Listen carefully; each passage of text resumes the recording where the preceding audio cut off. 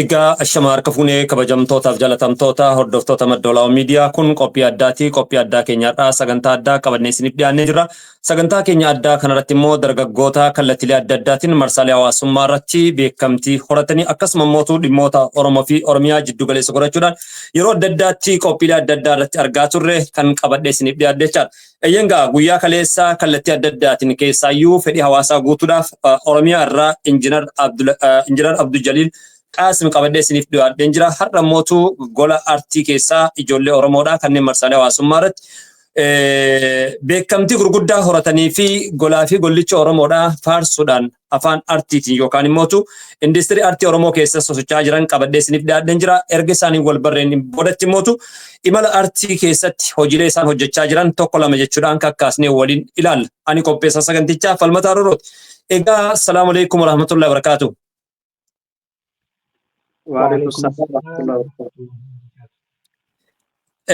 Duraan dursee daawwattoota keenyaan yookaan immoo hordoftoota Maddoolaa Miidiyaatiin erga wal barreen boodatti sagantaatti deebinaa sa'aatii keessan aarsaa gootanii yeroo keenya kabajanii dhufuu keessaniif duraan dursitee galatoomaa isiniin jedha. Eenyu tangafaa eenyu kuttisuudhaa isin wal beeytanii isinummaan carraa waliin laadhaa ani carraa isiniin laadhu.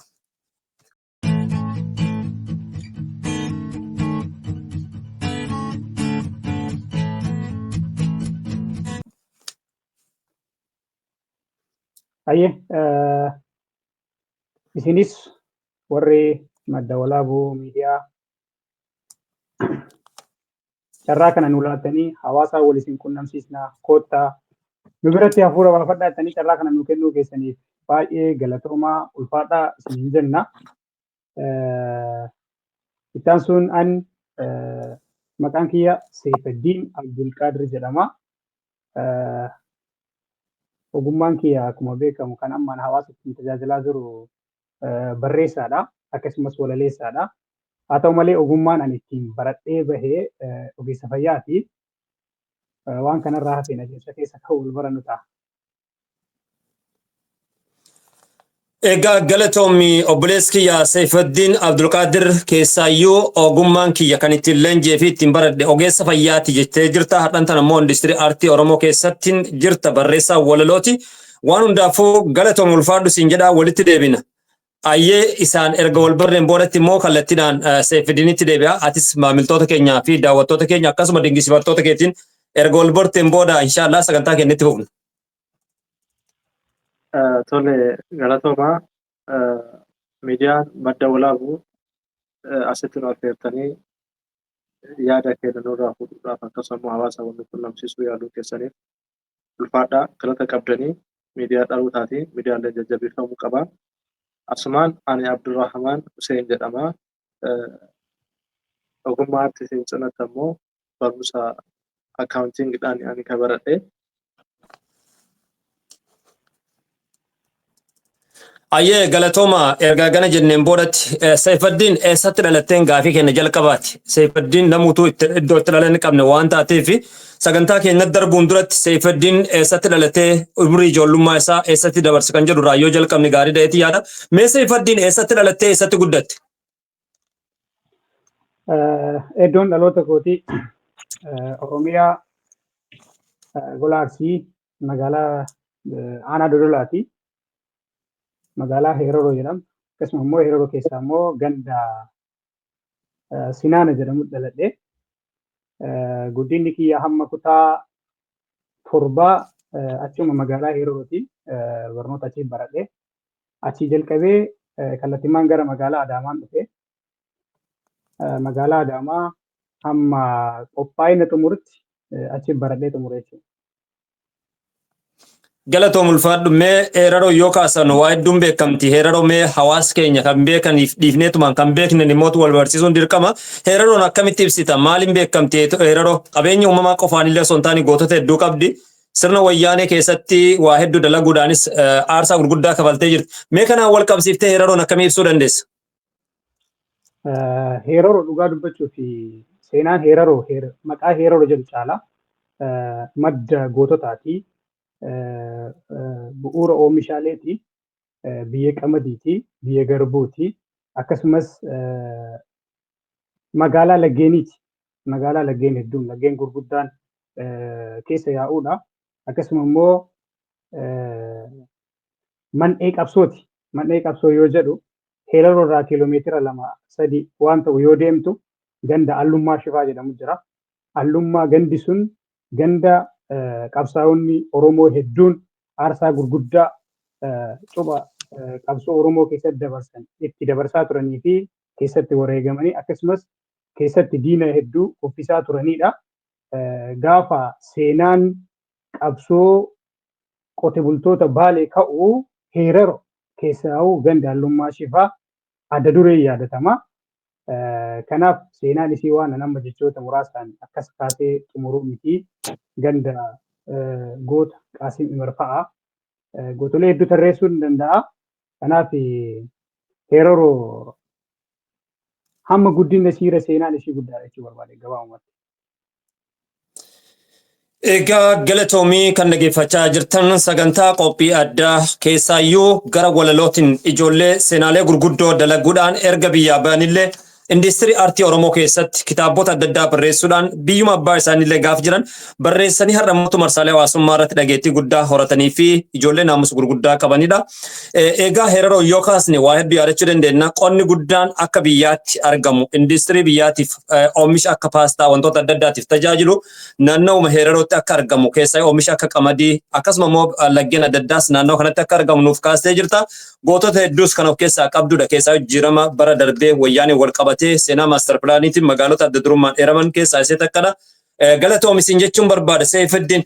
Meedhuguma dubbachuudhaaf Seeyfaddiin osoo sirraa hin deemin dubaratti akkamitti gara aartii Oromoo yookaan mootuu walalootti dhufuu dandeesse? Maalirraa garanatti dhufuu dandeesse waltajjii kanatti? Walaloon aartiin gabaabuma waliigalatti humna keessa namaatii madduudha. Fedhii adeemsa jireenyaa keessa agartee gaafa tattaaffii goote keessa of argitudha. Kanaaf akkana jalqabe jechuurrallee yeroo hedduu nama walaloo barreessuu fi dubbisu hedduun dinqisiifadha. Waan san qophii akkasii san dhaga'uuf immoo aarsaa kamuu kafala. Keessaawuu yeroo manneen barnootaa irratti sadarkaa gadaanaa taanee namni barattoota afoo bahee walaloo dubbisu osoo danda'ame namni takka akka dubbatu hin barbaadu. Hamma namni sun waan jalqabe san xumuru jechuudha. Fedhii kanarraa kan ka'e kutaa maltiimiidiyaa irra hojjedha ture. Yoo kana ijoollee walaloo danda'an kana walitti dhiyeenya waan qabnuuf barreessaa naa kennaa jedhaanii ture. Barreessanii naa kennanii walaloo namoonni biroo barreessan dubbisuudhaan na beeku. Miira keessa galee dubbisa waan ta'eef isaan illee naa barreessuudhaaf duuban deebi'anii. Haa ta'u malee adeemsa keessa gaafa tokko yoo san qophaa'ina jirraa Adaamatti.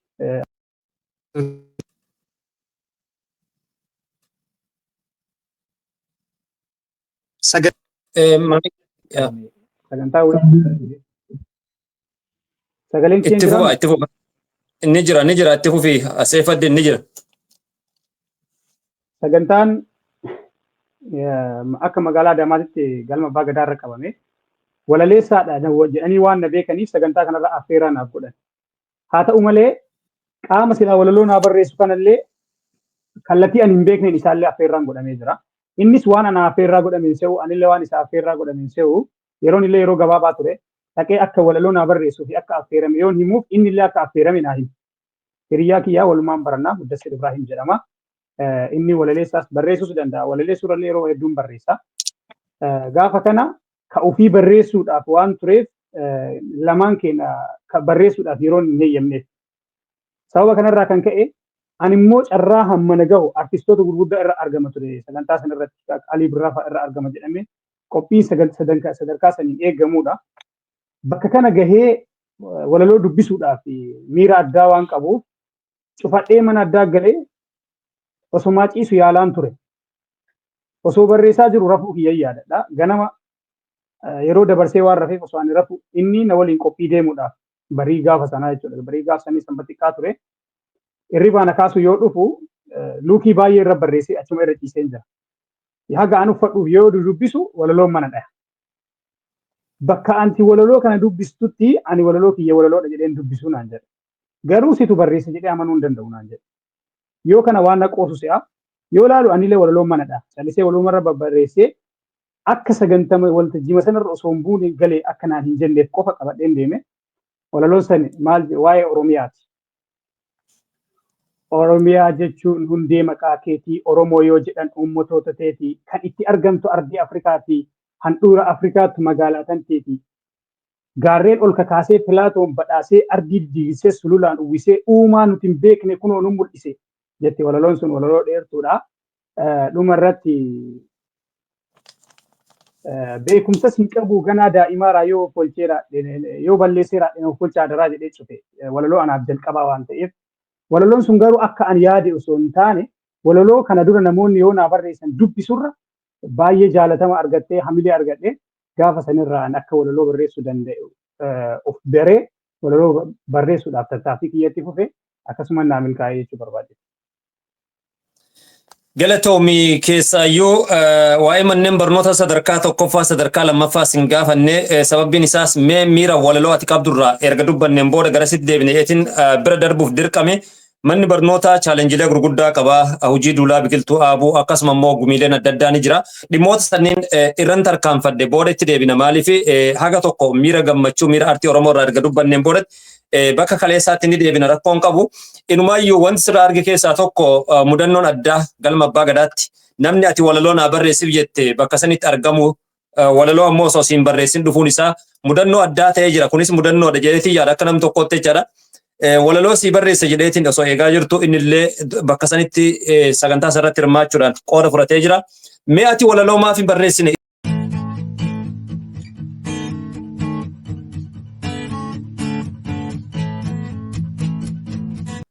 Akkam ture naannoo kanarratti?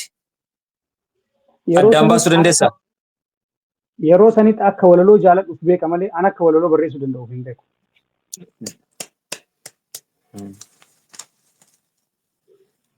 Walaloo jaalatta malee akkaataa walaloo itti barreessan irratti xiqqoosi hanqina akka qabdu mul'isa jechaadha. As biratti walaloo ratima isaa dhumuurarra waliigalchuurra rakkoodha moo maalirraa barreessuu ammoo bakka kanatti mee xiqqoosi ifa daawwattoota keenya barreessuu irratti xiqqoo hanqina qaba hoggaan jettu akkam ture naannoo kanatti?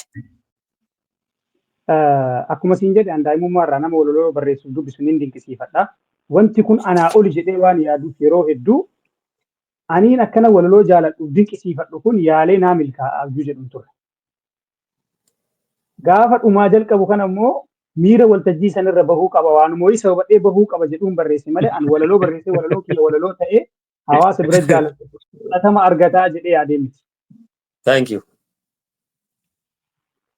Galatoom ulfaadhu egaa daawwattoota keenya kan dhaggeeffachaa jirtan gara maddoolaawwitiin kan isin bira gahaa jirru qophii addaati. Qophii addaa keessummoota keenya Seyfeddiin Abdulqaadirii fi Abdurrahmaan Hussein kallattiidhaan istiidiyoo maddoolaawwitti argamuudhaan qophii addaa keenya nurraa qooddama hawaasa keenyaafis ergaalee tokko tokko dabarsaa jiranii ammas irra deebinee galatoomachuun hin barbaada. Eeyyangaa Seyfeddiin ergaa gas waliin dubbanneen obboleessi keenya Abdurrahmaan Hussein ittiin deebina. Abdurrahmaan Hussein immoo haala si gaafanneen hin gaafannu haala addaatii wal gaggaafanna. Abdurrahmaan Hussein salaamu alaikum wa rahmatullahi wa barakatuh. Eessatti dhalattee eessa guddatte kallattiidhaan iddoo itti dhalattanirraa qabeenyi keenyas seenaa keenyas beeksisaa deemna waan taateef Abdurrahmaan Hussein eessatti dhalate? Wa alaikum salaam wa rahmatullahi wa barakatuh. Salaamata keetiif. Abdurrahmaan Hussein dhalatee godina Oromiyaa Arsii Aanaa Xiyyooti. Aanaa Xiyyoo ganda Murqichaa Qobboo bakka jedhamutti dhalatee hanga kutaa 8 mana barumsaa Makkaanaa jedhamu ganda keenya keessa akka argamutti baradhee ergasii mana barumsaa sadarkaa lammaffaa immoo magaalaa Gojaam jedhamu jira naannoo keenya achumatti baradhee hanga kutaa 10 xumuree jechuudha. Sana booda Asallatti ol dhufee Asallaa dhufee booda koolleejjii achumatti akkaawuntiingiidhaan baradhee qabee Galatoomee naannoon itti dhalatte fakkeenyaaf Aanaan Xiyyoo maal hin beekamtii oomisha akkamii qabdi akkasuma immoo wanti isin dinqisiifattuun keessa magaalota keessaa qabsoo Oromoo geggeessan hedduu jira fincila diddaa gabrummaa maastar pilaanii magaalota hedduu Oromiyaa keessatti miidhama gurguddaan dhaqqabee jira akkasuma misoomaan hoo maaliin beekamti seenaalee diddaa gabrummaa kanaan hoo maaliin yaadanna magaalaa Xiyyoo bakki itti guddatte kan? Aanaan Xiyyoo Asallaa jala jetti Asallaan Xiyyoodha baatee Aanaan xiyyoo guutummaatti kan beekamtuun oomisha qamadiitiin beekamanii akkasumas immoo atileetota baay'ee qabanii aanaan xiyyoo keessa atileetota baay'eetu jira. Akka Faatumaa Roobaa fa'aa aanaa xiyyoo keessa jiranii atileetota ciccimoo baay'ee biyyaa gumaachaniiranii oomisha qamadii warshaan biqilaa sallaa aanaa xiyyoo keessatti argama. Oomisha garbuu qamadii fi waan garaagaraa waan baay'ee qabdi. Akkasumas immoo lafa masnoo misooma jallisii laggeen kataaraa fa'aa keessa yaa'u lafa jallisiitii fi oomishaalee qamadii fa'aan beekamti. Atileetaanis beekamtuudha aanaa xiyyoo. Egaa galatoomi ulfaadhu akkuma ibsiteef golaa fi goloon Oromiyaa wantoota adda addaatiin beekamanii badda daree gammoojjii haala qubsama Oromiyaan qabduu fi haala kennama waaqni Oromoo fi Oromiyaaf kenna. Mee dhuguma dubbachuuf Abdurrahmaan Hussein akkaawuntingiidhaan yuunivarsiitii kolleejii irratti baradhe jechaan jirta. Gara artii Oromoo yookaan immoo walaloo barreessuutti kan dhufte mana barumsa sadarkaa tokkoffaati moo sadarkaa lammaffaa moo kolleejii erga seenteran akkamitti garanatti dhufuu dandeesse? Ani walaloo akkuma amma irratti kaafamaa ture qalamaan osoo hin taane mataadhaan walaloo gumii miidiyaa manneen barumsaa keessa jira. Gosa barnootaa keessa immoo gumiin afaan aadaan jira. Aadaa sadarkaa gadaanaa keessa aadaa shubbisa fa'aa weelluu fa'aa tapha garaagaraatti taphatama. Yeroo isaaniitti ammoo waan san weelluu garaagaraa fa'aa jechuudhaan gumii miidiyaa mana barumsaa keessatti ammoo ganama faaruu mana barumsaa faarfatanii ergasii booda yeroo boqonnaa walaloo jechuudhaan baay'eellee miti darbee waan akkasii dhiyeessaa ture. Ergasii booda gara kolleejjii erga dhufee booda kolleejjii keessatti gumii gaadaasaa'oo hundeessee barattoota wajjin wal ta'uudhaan achirratti ammoo dura ta'aa ture. Waan kana hundeessee walitti qabee bakka bu'aa barnootaallee waan tureef gumiilee garaagaraa keessatti hoogganaa ture. Gumii kana immoo erga keessatti hundeessee booda dandeettii barattootaa sagantaalee garaagaraa yeroo kolleejjii keessatti dhiyaatu walaloo dubbisuudhaan ofii kiyyaa barreessaa walaloo jechuudhaan. Ergasii booda dandeettii walaloo kana akka qabu ammoo erga barumsa kana giraajuweetii godhee booda natti mul'ataa dhufee sana booda kitaaba jalqabaa walaloodhaan barreesse jechuudha. Galatoomi ulfaadhu keessaayyuu akkaataa itti dhuftee manneen barnootaa keessatti gumiin hogbarruu yookaan immoo gumiin aadaa fi seenaa dargaggoota Oromoo manneen barnoota sadarkaa tokkoffaa fi sadarkaa lammaffaa hanga yuunivarsiitiitti jira. Manneen barnoota sadarkaa tokkoffaa keessatti ijaaruudhaaf chaalenjiileen gurguddaan ni jira. Hubannoon adda addaa hin jiru. Akkasumas immoo maateriyaaliin istiidiyoo ittiin miidhagfatan hedduun isaa hin jiru. San hundaa dandeettee waan kana qopheessuu keetiif galatoomsiin jedha. Mee dhuguma dubbachuu fi yeroo naannawatti keessaayyuu walaloo dubbisuudhaan uumamaan qaba jettee jirta. Isa qoma qabatanii deeman waan tokko dhaadessuu faarsuu akkasuma taalantii kana qaba jetteerta. Mallaqa ittiin argattee jirta naannawatti ijoollee tapsiisuudhaan walaloo qopheessuudhaan yeroo durii waan tokko nama kennan walaloo qopheessuu haa ta'u sirbaanis haa ta'u namoonni tokko sappoortii nama gatanii wannoonni sun ni jira. Mudannoo akkasii qabda Abdurrahmaan ganna keessatti haa ta'u ijoollee yeroo kubbaa deemanis haa ta'u mana barumsaas haa ta'u. Dhugaa dubbachuuf sababa akkasii hin jiru. Naa badhaasuun akkuma jirutti ta'ee ani amalli kee callisaadha. Yeroo na waaman Abdurrahmaan waan kana jedhu yoo jedhamu qofa jedha. Carraa akkasitti fayyadameeti malee ofii kiyyaa tattaaffii godhee fuulduratti bahee maal jedhee waan akkasii amala akkasii hin qabu. Yeroo na waaman ammoo yoo jiraate gad fuudha. Yoo hin jiraanne hin jiru jedhee ni deema. Amala akkasii illee waan qabuuf waan akkasitti badhaafamee hin beeku. Yaa galatoom ulfaadhu yeroo tokko inni jira ispoortiifaa yoo deeman dandeettii addaa warroonni qaban ispeeshaalii akka gaazexeessaatti warroonni dalagan warroonni sirbuu danda'an warroonni walaleessuu danda'an namni ofummaa isaati yeroo waa namaa kennu argaa turre anis namuma akkasii waan tureef gaafii akkasii si gaafadde waan hundaafuu galatoomi. Mee fakkeenyummaa walaloo dhageeffachuudhaan garanatti dhufe jettee jirta. Yeroo jalqabaaf walaloon carraa argatteetiin dhageeffatte marsaalee hawaasummaatiinis haa ta'u teeppii reediyoo duraan inni xixiqqaa dhageeffannaa. Social media akkanatti hin guddan sagalee eenyu jalqaba irratti dhageette marsaalee hawaasummaatiinis haa ta'u. Walaloo miidiyaa hawaasummaa irratti as dhiyeenya kan dhagahee walaloodhaan akkaan jaaladhuu fi akkaan dhageeffadhu Amaanyaa Faroo fa'a. Walaloo Amaanyaa Faroo waa'ee gootota baddaa baalee yeroo inni jedhu waa'ee Haajii Hussein Soorafaa yeroo inni bifa seenaatiin walaloo seenaa waasan gaafa inni dhiyeessu achirraa walaloo dhageeffachuu akka sirriitti eegalee amaan ammoo sanaan rool moodelii kiyyaa nama baay'ee jaalatu nama baay'ee kabaju nama walaloo ammoo bifa seenaatiin seenaa akkamitti akka namaa galu akkamitti akka namaa tolu filannoo jechootaatiin lafa kaa'ee jechoota filatee babbareechisee fuula namaatti akka turutti namoota dhiyeessuudha. Walaloo isaa hanga sagalee isaa fakkaatutti kanaan dura shaakalaafaa ture dhageeffachaafaa ture. Kanaaf amaan baay'ee dhageeffadhaanii. Galatoomii ulfaadhu dhiyeenyatti Amaan Yafaroo Maddoolaa'uu miidiyaa irratti akka dhiyaatu abdiin qaba. Atis gaafsan teetiin keessumaa Maddoolaa'uu miidiyaa irratti daran akka deebitu abdiin qaba. Galatoomii Amaan Yafaroo bakka jirtutti jaalalaaf kabajaa isaa qabnuun miidiyaa Maddoolaa'uu irratti akka dhufu abdiin qabna. Waliinis dubbadheen jira. Ni dhufa jedheetii yaada galatoomii ulfaadhu Abdurrahmaan Hussein walitti deebina. Saifuddin mee dhuguma dubbachuudhaaf yeroo ammaa kanatti biyya ormaa jirta. Biyya ormaa osoo hin deemin duratti biyya abbaa keetiitti kitaabota barreessuu wantoota akkasii ni jira. Garasitti osoo hin darbin duratti mana barumsaa sadarkaa tokkoffaa keessatti maal ture mee akkamiin yaadatta mana barumsaa keessatti? Chaalenjiin jiru biqiltoota dhaabuu, hojiilee duulaa, wantoota akkasii kanneen akkam ture manni barumsaa nu hundaafuu jalqabbiidha. Naannoo sanitti kunuunsa biqiltoota dhaabuu, hojii misoomaa dalaguun ni jira. Kana kanaan akkam ture Saifuddin mana barumsaa sadarkaa tokkoffaatti?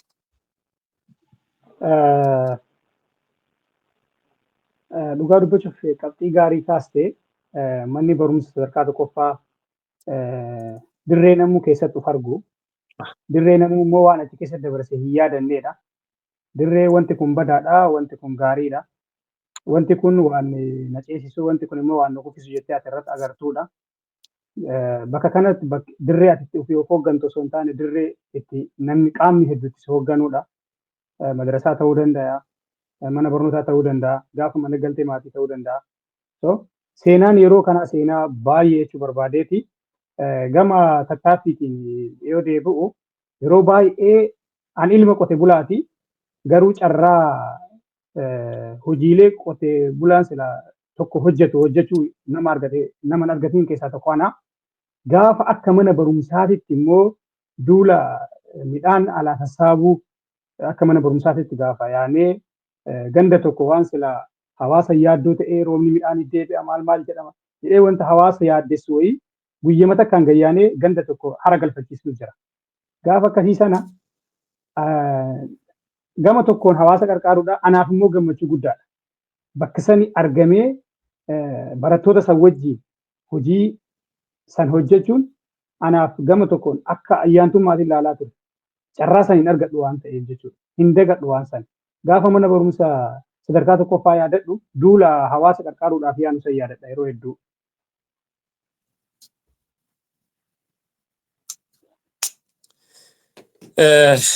Galatoom ulfaadhu dhugaa dubbachuudhaaf jidduudhaan misee ilaalaan tureen of qolchaa isiniin jechuun barbaada. Fakkeenyaaf mana barumsaa keessatti wantoota akka burtukaanaa, kuduraa adda addaa, hojiilee duulaa dhaabuudha. Nama fakkeenyaaf mana barumsaatti dhaladhetti biqiltoota dhaabni har'aan tana manni barnootaa akka galiitti itti fayyadamaa jiru ni jira. Wantoota akka isin carraan arganne manneen barnootaa keessatti akkasuma immoo hojii guyyaa jimaataa mana barumsaa qulqulleessuudhaaf bishaan fiduun ni jira. Saniin wal qabatee osoo bishaan fidii deemuudhaan mudannoo si quunname yookaan immoo barsiisaan dareedhaan nama ari'uun ni jira. Akkam ture mee bishaan waraabuun guyyaa jimaataa gola qulqulleessuu fa'aa wal qabatee muusee waliin bu'uun jira. Chaalenjiin naannoo kanaa maal fakkaata? An amala lama qaban ture. Tokkoffaa anaa dabalatee hiriyoonni kiyya namoota qabxii gaggaarii galmeessuu keessa tokko turre. Sababa sanarraa kan ka'e nu kabajan.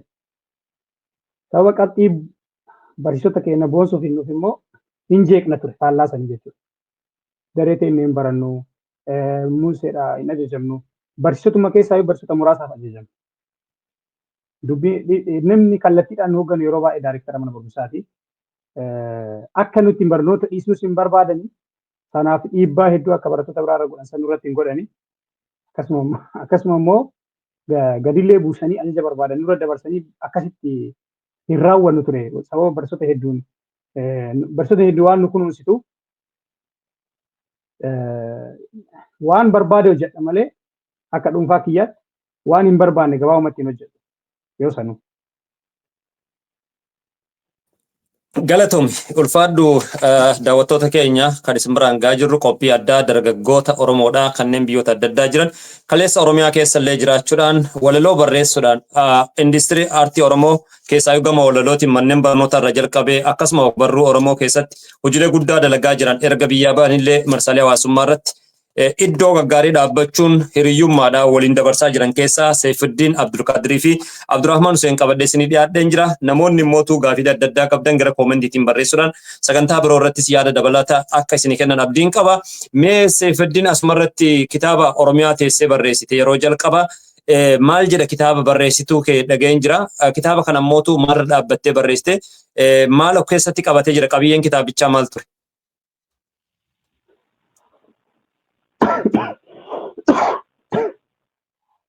Qabxii gaarii kaastee dhugaa dubbachuuf kitaaba. Maqaan kitaabaa anaaf kitaaba qofaa miti. Anaaf ilma, ilman buune, ilman duune, ilman cabne, ilman dabne. Ilmi kiyya, ilma dheeyyaama yeroo baay'ee dhiifama. Ilmi kiyya jalqabaa Voolkaanoo jedhama. Kuusaa walalooti. Voolkaanoon kun kufuun tahu kufanii hafuudhaa. Duudhaa ofii daguun Oromoo safuudhaa. Gamoo ijaaruurra sammuu ijaaruu wayyaa dhaadannoo isaati. Qola kitaabaarra dhaadannoo argamudha. Jechoota yaada kiyya hamma tokko naa ibsa jedhee ani yaadu asirra kaa'ee. Akkasuma immoo naallee milkaa'ee jira. Amma dhaloonni gamoo ijaaruurra sammuu ijaaruu wayya jedhe Saifuddin jechuu eegalaniirani. Osoo lubbuun jiru waan hagas haa xiqqaattu seenaan xiqqoon qabdu waan san dhaga'uu kiyyaaf yeroo hedduutti gammada. Akkasuma immoo kitaaba kanamaaf kitaaba qofa miti ilma jettee namoonni jedhan jiran yeroo baay'ee. Ani kitaaba kana barreessuun bara qabsooti. Qabsoo maastar pilaanii jalqabnee itti jirra. Bara hiriyoota hedduu of keessaa of biraa itti dhabe. Bara nama hedduun gayyaanee hedduu isa awwaaluu hanqannee boo'icha hanqannee waan dubbannu akka dubbannu hin dhabneedha. Bara san keessa ani hidhamaa sodaa jedhu osoo hin taane an har'aa boru du'aadha. Miirri yeroo san keessa turre. Kana yoo jedhu carraa baqattummaa hin qabna ture gaafa san. Miira baqachuu keessan turre an akka dhuunfaa kiyyaatti. Har'a yookiin boru hiriyoota kiyya saniin makamaadha malee dirree sanii dhiyeessee deemaa an lubbuu kiyya baraaruu qabaa oomishni jedhu keessan turre. Sababa kanarraa wanti yeroo saniin naa dhufe amma fuudhee ilma dhalchuu hin danda'u. Akkuma immoo hiriyoota kiyyaa osoo dhalchine osoo waan borutti na yaama wayii hin kaahin deemuun immoo seenaa kiyya awwaaluu taati. Kanaafuu maal godhuu qaban jedhe. Waa lama nan mul'ate. Biqiltuu dhaabuu fi waa barreessee lafa kaa'u waan kana lama nan mul'ate yoo sanitti. Gaafa kana aarii saniin kitaaba Voolkaanoo jettan kufuun ta'u horri shaallaa tiyyaa gannaanis ni ho'a dhatti tabban baatu dhugumatu moo'a. Baha karaa rirrimaa lixa karaa dhidhimaa makkalli dubbii himaa hayyicha dubbii himaa. Injifannoo warra keenyaa saamtotatti naa himaadha. Gaafa sana warra sukkaara saamuuf ture. Waan jechuu qabu jedhee deema miira jedhuun barreesse. Dhugaa dubbachuuf magaalaa Heerorootitti guyyaa takkatti nama 24 bakka takkatti yaa'a odaa dogee jedhamu irratti mari'atanii osoo isaan marii irraa galaa jiran battalaa eega isaan socho'anii seesa magaalaa irratti uummata sammara guyyaa takkatti galaafatan. Uummanni sun anaa saba qofan turre. Hiriyoota kiyya turani. Warra waliin hawaasa hoogganaa turre. Gaafa san hamileen na cabe. Dheebuun an qabu hundi na keessa qabbanaa.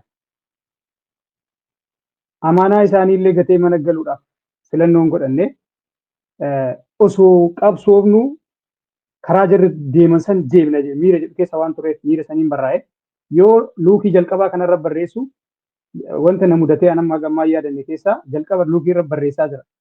Akka booyaa jiru quba ofiin qabu ture. Yoo walakkaa luukii gahu luukii walakkaan jiidhee qalamni luukicha na ilaa tarsaasa.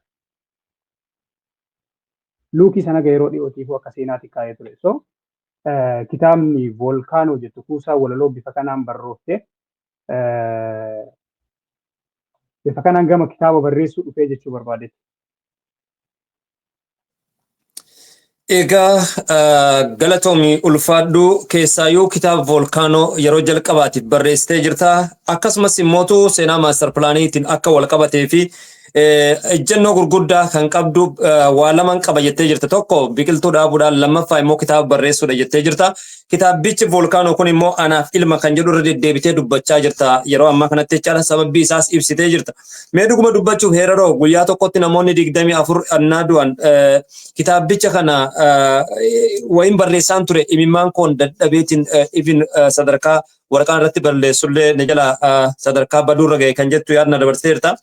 Namoonni ajjeefaman kun maalirraa ajjeefaman? Badii maaliitiif ajjeefaman Oromoonni nama 24 guyyaa tokkotti?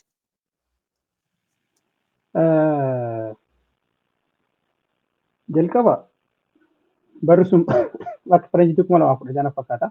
Akka seenaa 2009 gaafa hora Arsadee irratti hawaasa keenya fixan sana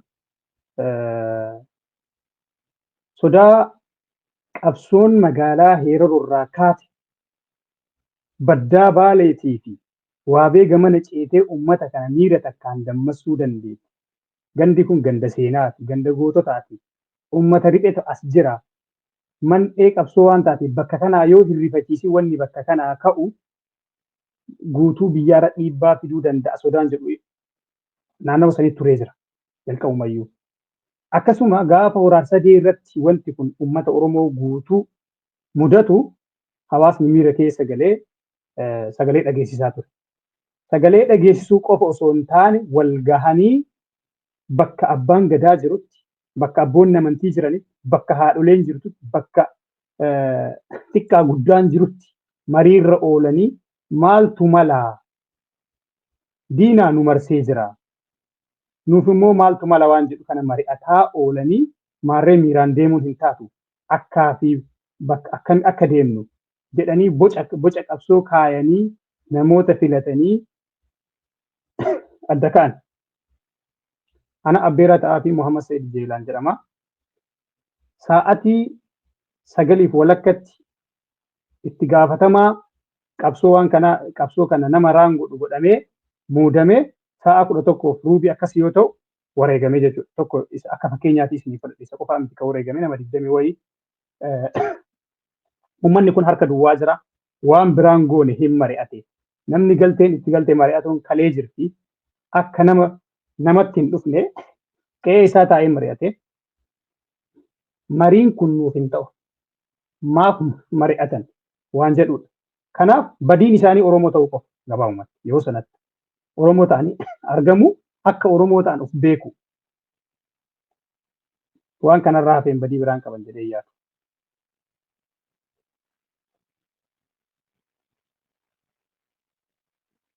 Sagaleen hin jiru. Magaalota akka Ajjeefaa guyyaa tokkotti namni 46 wareegamuun ni yaadata. Seenaan magaalaa Ajjee guyyaa tokkotti namoonni 46 kan ajjeefamaniif Oromoo fi Oromiyaa fi Ajjee misoomsinaaf yookaan mootu Ajjee irraa humna addaa kaasnaaf osoo hin taane jijjiirama har'a dhufeef magaalota adda durummaan warraaqsa gurguddaa kafalanii jijjiirama har'aa kana fidan keessaa magaalaan Ajjee ishee takkadha. Akkasumas immootu magaalota akka Awwadaa akkasuma Jalduu magaalota argitee akka Shaashamannee warraaqsi gurguddaan itti geggeeffamee humna agaazii yeroo sanitti Oromiyaa qabachuuf deemu fuuldura dhaabbatan keessaa ishee takkadha.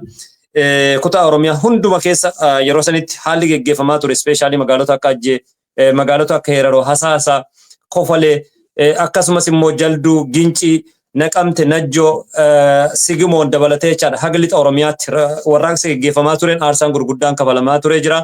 Oromoota yeroo san maatiin isaanii lubbuun irraa deemanii fi qaama itti hir'atan dhugaa isaanii argitanii har'an tanatti jijjiirama kana fide warroota lubbuun darbaniif jajjabina rabbiin argitee rahmat isaanii hagatu maatii jiraniif ammootu jajjabina hawwina atis ammoo hiriyyaa kee waan dhabdeef hiriyyaan kee obboleessa keeti nuufillee obboleessa asuma maatii isaanii sagantaa kana hordofaa jiranii fi tarii viidiyoo kana arganiif jajjabina hawwina galata mulfaadhu seenaa kaleessaa nu yaadachiisuun warroonni har'aallee wareegama kaleessaa haa yaadataniif nu fayyada jedheetii yaada. Mee Abdurrahmaan ittiin deebi'a kallattiidhaan dhuguma dubbachuudhaaf waa hedduu dubbatee jira obboleessi keenya Seefaddin. Abdurrahman kitaaba biyyatti barreessiteerta natti fakkaate yeroo goruun baadde yoo barreessuu baattis akkam ture mee sochiin Oromiyaa keessatti kolleejjii irrattis haa ta'u haalli ati turte akkamii walaloo wajjin wal qabate? Kitaabni kiyya jalqabaa kitaaba waan hafuun se'in jedha. Mata dureen kitaabichaa kuusaa walalootii qabiyyeen guutuu isaa jechuudha. Kitaabicha erga giraajuweetii godha booda kitaabicha kan barreesse bara 2013 jechuudha. Akka biyyaatti immoo bara 2013 bara 2021 jechuudha. Akka warra diinti kitaaba koo jalqabaati kitaaba kuusaa walalooti. Kitaabni waan dhalootatti darbu wanni hadha barraa'u kun dhalootatti darbaa keessaayyuu walaloo haala qabsootiin wal qabatee seenaa wal qabsiifamee aadaadhaan wal qabsiifamee barraa'ee dhalootaaf yoo darbe irra gaariidha. Wanni hadha jedhamee boruu raaffatamuu danda'a ilma namaati. Raqarra yoo ta'e garuu dhalootatti darbuu danda'a yaada jedhuudhaani kitaaba kuusaa walaloo kan barreesse ergasii booda kitaaba asoosamaa fi kitaabilee seenaa ammas harkaa qabu jira. Walaloo irraa gara asoosamaatti asoosamarraa immoo gara seenaatti gara fuulduraatti deebina. Kuusaa walaloo kitaaba san keessatti waan hafuun se'in cabaan akka cabee waan hafuun se'in dhugaa kiyya dhabee samii dhamuu dachi eentu dhugaa falma namuu dhugaaf du'a dhugaan hundaaf galmaa imimmaan haadha deessee guutee lafa yaa'a nama dhugaa dhabeef eenyu wabii ta'a qola kitaabichaa irra kan jirudha. Dhugaan hunda kennaafuu galmaa eentu biinotaa yaada jedhu of keessaa qaba. Waa'ee qabsootiin wal qabata waan ta'eef yeroo sun as dhiyeenya kana taatee Haacaaluu erga ta'e booda taateen kuni kitaabichi kun kan barraa'ee taatee Haacaaluutiinis wal qabatee Oromiyaa keessatti dhiibbaalee garaagaraa sirnoota garaagaraatiin gaggeeffamu wal qabatee waa'ee qabsootiin kan ilaallatu waan ta'eef kitaabicha kuusaa walaloo. Galatoom ulfaadhu keessaayyuu kitaabni kee kuusaa walalootiin wal qabata. Warraaqsa qeerroon Oromoo geggeessaa turtee fi sirna gita bittaa wayyaaneen barattoota Oromoo fi akkasuma hawaasa Oromoo irra geggeessaa ture irratti dhaabbachuudhaan waan kana qopheessitee jirta. Mee dhuguma dubbachuudhaaf walaloon kee jalqabaa akka beekamtii argattu kan si gate kuusaa walaloo keessa kan ati jaalattus yoo jiraate kallattiidhaan bifa walalootiin nu dhageessuu dandeessaa hawaasa nu daawwachaa jiraniif akkasuma deeggartootaaf dinqisiifattoota kee kallattii kanaan nu daawwachaa jiraniif yaada kan dabarsuu dandeessaa? Walaloo kamidha kan jalqaba irratti hawaasaan akka wal gartuuf carraa si laate?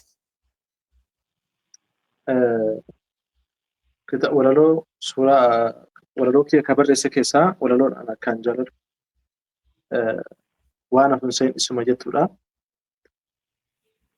Waan hafuun se'in lafeen itti cabee dhiigni dhangala'ee jaarraa abbaa gadaaf waaqoon aarsaa ta'ee nadhii gammadaatu gabbahee dhabamee eebbisaa addunyaatu lafarra harkifamee usumaan yommuu isaatu itti fannifamee boonni kumaatamaan itti kolaafamee waan hafuun se'in harmaaf harki citee dhaloonni qubee kun sirna keessan didee gochaaf sirni keessan qilee sillixee warra erbuu nyaanne ciisee hirriba dabaa yeroo diinni roorrisus nu eegan lafee cabaa imaanaa magarsaa baataa magarsaa barii milkeessuuf wareegaman kaayyoo goottan qaalii walaloo jettudha.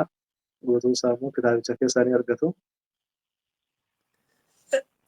Galatoomi mee kitaabicha kana yeroo jalqabaa barreessitee jirta keessaayyuu faana wareegamtootaaf akkasuma qabsaa'ota gameeyyii kaleessa Oromiyaa fi Oromoof jiraachaa turan irratti dhaabbachuun barreessitee jirta. Kitaabicha kana barreessuudhaaf hangam turtii hagamii sitti fudhatee jira? Kitaabicha barreessuuf walaloo duruma barreessaa yeroo kolleejjii keessa tures hin barreessaa. Isa barreesse sana immoo bifa kitaabaatiin walitti qabachuudhaaf turtii ji'a ja'aatti namatti fudhatee waa baay'ee jira gulaalamuufaa jira turtii ji'a ja'aatti kanatti fudhate kitaabicha.